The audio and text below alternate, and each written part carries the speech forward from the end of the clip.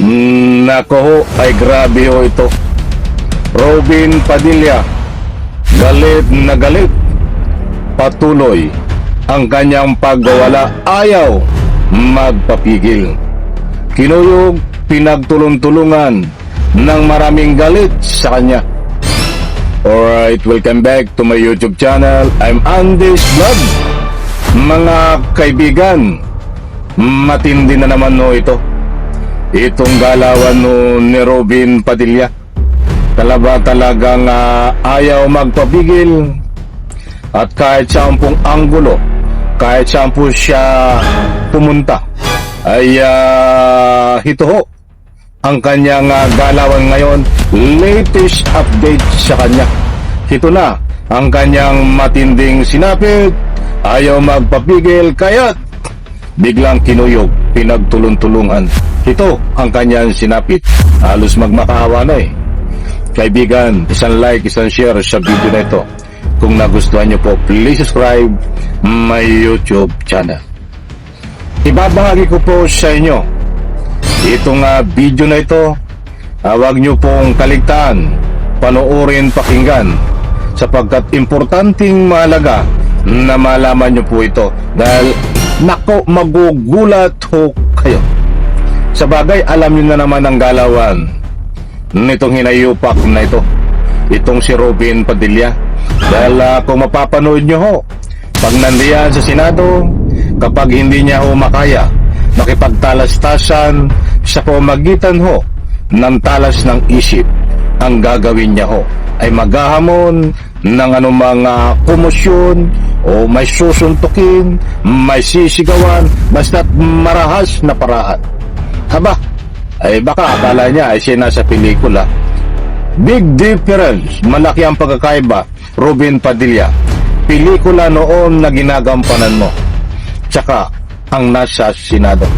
Ang nasa Senado, nagpapatupad ng batas, gumagawa ng batas, hindi binubutas ang batas, katulad ng iyong galawan. Nako, ito na mga kaibigan, medyo pinadaanan ko lang ng kaunti yun. In connection, ito po ang katibayan, ang matinding galit ni Robin Padilla. Ito po ang dahilan kahit patuloy ang kanyang pagwawala. Ito po mga kaibigan. Hindi ko maadim. Meron tayong mga tinatawag na profesional na sinasabi ng mga eksperto na ituturing yung mga bata, itong mga ito. Ano daw? Talagang, bakit ka nagagalit? Huwag magwala. Nako, talagang malakas Kailangan din. yung pag-isipan yung mga pinaglalaban ninyo.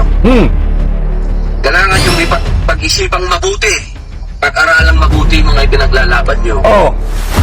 Hindi ko naman sinasabi na puro kulong eh. Hindi naman yun eh.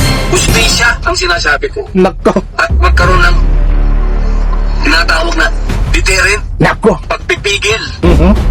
Kailangan tayo magkaroon ng batas na itong batas na ito, maamentahan natin at ibaba natin. Yung 15 pababa na yan, dapat yan, kung gusto ninyo sana, ako talaga 10 years old eh. Pero para lang matuloy ito, pwede na sa 12, dahil yun ang gusto ng Pangulo. Huwag na natin kontra. Ayan mga kaibigan, si Robin Padilla. Mayroon po ba kayong naunawaan? Mayroon po ba kayong naintindihan sa kanyang mga pinaglalaban? Anak na ang katakot-takot. Alam mo, Robin Padilla, kung iba ang magsasalita, hindi ikaw, maraming makikinig sa mga sinasabi mo. Dahil mayroon silang palabra di honor or kapaki-pakinabang at kapanipaniwala ang lumalabas sa bunganga. Ba't ikaw, kahit umiyak ka pa at magpagulong-gulong sa mga sinasabi mo, ay walang bearing, hindi ka panipaniwala ang mga lumalabas sa iyong bunganga? Dahil iyan ang iyong tinanim eh. Iyan ang iyong tinanim. Yan ang nakita sa iyong pagkatao bilang isang senador. Dahil taong bayan, binoto ka. Sinubaybayan ang galawan mo diyan sa loob ng Senado. Nang akala ng taong bayan ay magtatrabaho ka na aayon sa batas. Kahit wala kang lubos na kaalaman, subalit napapag-aralan naman para gumalaw ng tama bilang senador. Ang nakikita sa iyo bilang senador ay wala kang ginawa na anumang kagandahang asal diyan sa loob ng Senado. Wala kang ginawa bilang magsilbi ng tunay at tapat sa taong bayan. Bagkus, pansariling interes ang ginagawa mo bilang senador para may pagtanggol si Sara Sayad Lustay at si Digong Duterte. Marami ng prueba. Gusto mong ikulong ang mga bata. May sinisisi ka kaya mayroong mga bata na nagkakaroon at nakakagawa ng anumang krimen. May sinisisi ka, hindi ko na isa-isahin. Gusto mong ikulong ang bata na nasa edad na 10 taon, but ayaw mong ipakulong si Bato de la Rosa. Anak na, katakot-takot. Kung may common sense ka, use your common sense. Gusto mong ipakulong ang bata na 10 taon samantalang si Bato ay ayaw mong ipakulong. Ibig sabihin, namimili ka ng edad? Ang gusto mo lang makulong ay 10 taon, but si Bato na nasa edad, ilang taon na ba si Bato, ay ayaw mong ipakulong? Humihingi ka ng hustisya, Robin Padilla, dahil doon sa nangyari na mga nag-commit ng krimen. Ang bata na mag-aaral na nangyari sa Tacloban, hustisya ang sinisigaw mo. Ilan ang napas lang doon? Hindi ko nasasabi ko ilan ang napas lang. Binawian ng buhay. Dahil alam niyo naman yun. Ba't itong napakarami na binawian ng buhay nung panahon ni Bato at ni Digong? Humingi ka ba ng hustisya, Robin Padilla? Humingi ka ba ng hustisya? Hindi, di ba? Bagkus, binabaliktad mo pa ang pangyayari. Na tinakas mo si Bato, na binaligtad mo ang pangyayari na kailangang ang bigyan ng hustisya ay si Bato. Yan ang sinisigaw mo.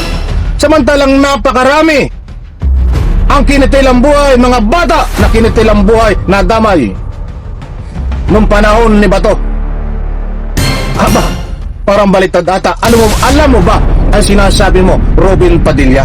Kaya dito ang dami nagbibigay ng anumang public opinion. Bato, at sandali, marami ang nagbibigay ng anumang public opinion. Robin Padilla, patuloy ang pagwawala. Kahit saan po kayo pumunta na malaking stream media, ang dami hong nagbibigay ng anumang public opinion na si Robin Padilla ay pinagtutulong-tulungan sa pamamagitan ng public opinion. Marami hong nagagalit ng dahil sa asal niya na pinapakita tungkol dito sa pagkulong sa mga bata. At si Bato ay huwag ikulong. Si Bato daw ay bigyan ng hustisya. Ikulong ang mga bata. Yan lagi ang sinasabi niya eh. Hindi po siya kinuyog, pinagtulong-tulungan sa pamagitan ng komosyon sa pamagitan ng anumang public opinion na binabahagi na nagkukomento netizen diyan po sa comment section, sa mga post sa malaking stream media at kahit dito sa vlog ko. Kinulang po tayo sa oras mga kaibigan. Sarap sana magbigay ng anumang public opinion. Bigyan po natin ng parto, isang like, isang share sa video na ito. Salamat po.